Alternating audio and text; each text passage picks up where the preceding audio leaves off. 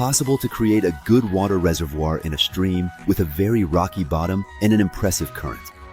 Unroll the barrier across the stream, making sure it's large enough to cover the entire width of the stream. It will float on the water.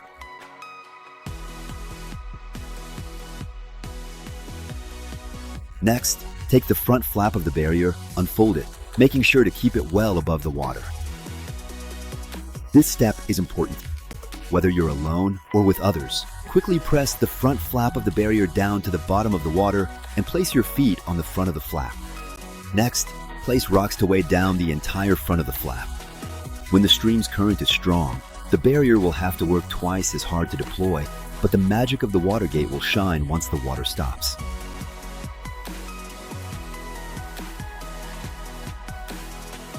Just a few minutes after installation, you've already accumulated more than 70 centimeters of water.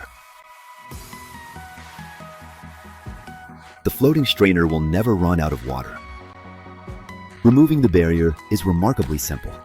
Lift one corner of the barrier's flap and it will automatically slip away.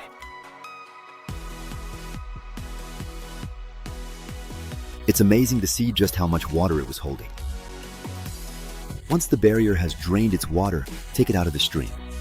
Lay out the barrier and start by folding the back of the barrier along the pre-marked fold lines, finishing with the front folds. Roll it up, making sure the instructions are visible for next time, and put it back in its packaging.